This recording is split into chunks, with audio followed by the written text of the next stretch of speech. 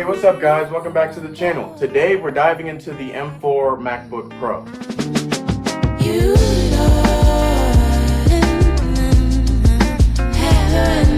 It's been out for a little while now and you've probably seen Marques, Dave Lee, Jonathan Morrison, and a bunch of other folks already dropping reviews on this M4 Mac. But this review is completely different because we're answering one single question. Is the base model M4 MacBook Pro actually good enough for most daily users? Or do you really need to go for that Pro or even the Max chip? Well, that's all we're going to be finding out today. I'm going to walk you through everything. I mean, this video is going to be long, like 15-ish minutes. So we're going to be talking about performance and battery life and some of the bigger things like design and price. And I'm going to just share some of the other things other creators said along the way. So yeah, let's get into it. So first off, we're going to talk about the design. Something Apple is hugely known for, and to be honest, they didn't really change a whole lot. The MacBook Pro has basically been looking the same since the M1 model and basically before too, when they were using foreign chips. And I mean, honestly, the design is clean. Cue the B-roll.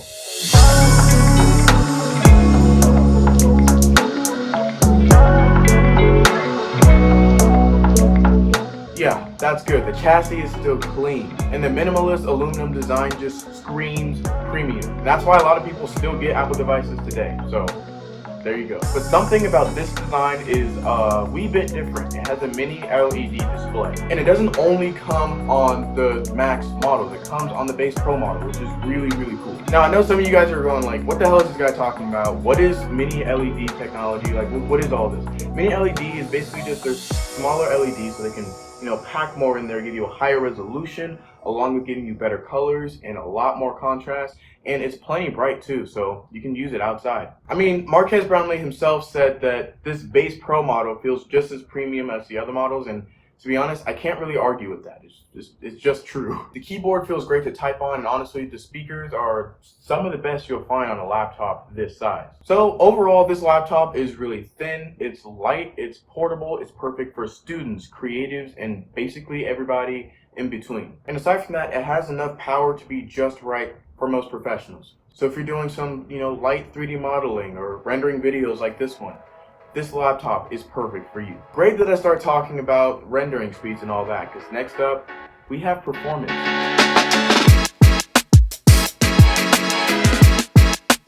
So the new base M4 model uses Apple's newest chip, the M4 chip. It's built on the same architecture as the Pro models and the Max models. It just has less cores. So that just means that your graphical process might be just, a smidge less. And it also has less RAM. A lot of people have tested this laptop, and from what I've seen, it's basically good at everything. Things that you'll be doing every day, like web browsing and typing up emails and writing in Google Docs or Word, it flies through this.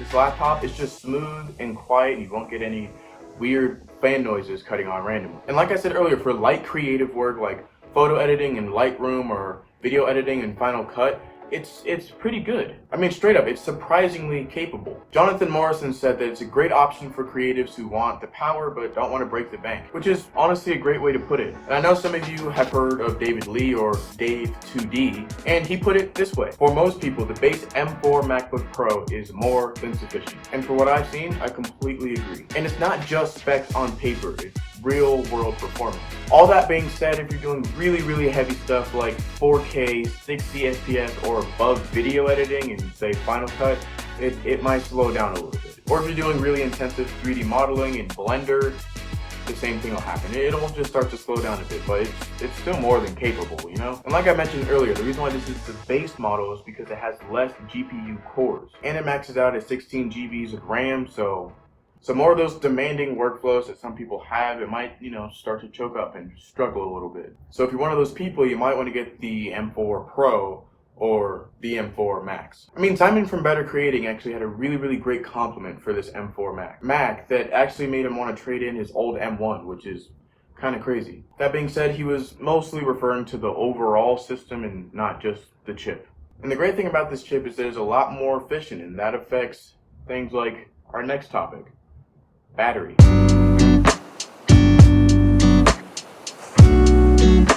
Because battery life is another huge plus for the base M4. Apple claims up to 18 hours of video playback, and for what I've seen, that's pretty much true. And it varies a little bit because you'll have Google Docs or something running in the background, so you'll get around 14 to, I don't know, 16 hours of video playback. And because nobody is actually watching videos for 16 hours, this translates into some really good battery life, which means that you can use the base M4 Mac all day without having to charge. And if you're doing really light stuff, just checking emails and writing a few Google Docs, you might even be able to get 2 to 3 days out of it. But again, for people like me doing research on, Google, just browsing, looking on YouTube, and writing some things up in Google Docs, I get, again, around 14 to 16 hours. So I'm just going to mention something from Notebook Check's review of the base M4. They said that this generation's runtime is actually pretty much improved, which I gathered the same thing. So for people like me, because I'm finna go to college, battery life like this is extremely important. And this one got MagSafe, so it has some pretty quick charging. And speaking of MagSafe, let's move on to ports and connectivity on the base M4 Mac. I keep wondering if I cross your mind. Do I linger in your thoughts? So the base M4 MacBook Pro comes with 2 Thunderbolt 4 ports and a headphone jack. That's it. Not a lot of options there. So if you need to connect like external drives or external monitors, you might want to go for one of the Pro models or get a dock or something. Marques Brownlee also mentioned the lack of ports on this M4 Mac, saying it's fine for most but not for power users. So like I keep saying, if you're a casual user or a student, this is all you'll need. But before we move on to the next thing, I just want to go back to the sound quality and the display on this base M4 MacBook Pro. So like I said earlier, the mini LED screen is actually really good for this price. You get those deep blacks and vivid colors and HDR support. So if you're watching movies or videos on YouTube like this one, then it's a really good screen. And if you're doing photo editing or your video editing on this base M4 MacBook Pro, then it's a really good choice. Because of that HDR support, you get the right colors, and nothing's ever going to seem washed out or anything like that. Oh, and by the way, for the size of this laptop, the speakers are punchy, okay?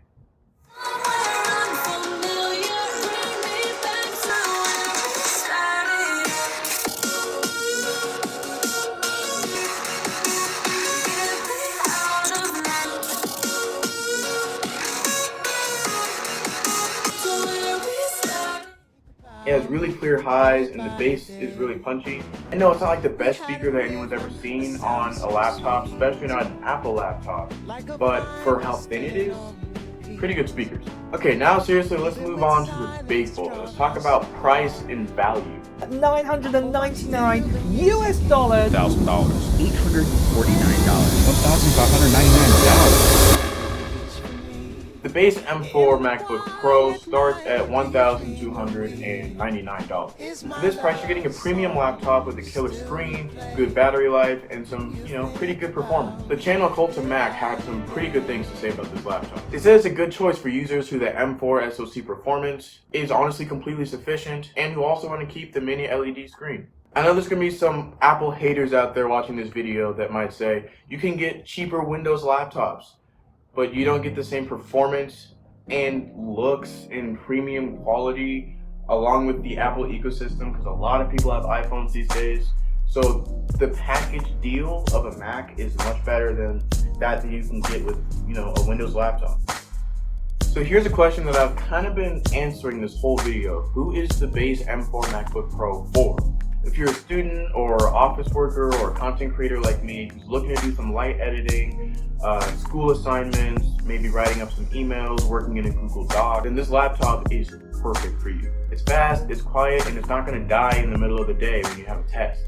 But if you're Marques's named power user, this laptop might not be for you. You might want to go for the Max model. If you're doing anything that's sort of power intensive, that's using a lot of the GPU, that's using a lot of the CPU, then it's going to start to, kind of top out your laptop, and you're going to start to see the struggle in the power. But I mean, at the end of the day, the base M4 MacBook Pro is not the most powerful machine that Apple makes, and it doesn't need to be. Apple applied the same formula that they've been using for the last 2 decades to this laptop. It's just good enough for the majority of people. Not everybody out there is editing 4K 60 FPS video with timelines that are 15, 30 minutes long. Not everybody is in Blender making these huge scenes with ray tracing and all of this. So if you want a laptop that looks great, lasts long, and performs well, then yeah, the base M4 MacBook Pro is for you, and it should definitely be on your shortlist. Alright, that's my take on the base M4 MacBook Pro. If you enjoyed this breakdown, hit that like button and also subscribe if you're new. And drop a comment down below. Are you planning on going for the base model, or are you going to go for something higher like the Max? Or maybe if you hate Apple, comment that you're going to get a Windows laptop. And also be sure to check out Marques, Dave Lee, and Jonathan Morrison's full reviews of the M4 MacBook Pro. I'll link all of their full videos down below. And just because I was just talking about them, I'm going to hit the Marques outro. So that's all for this one. Catch you guys in the next one. Peace.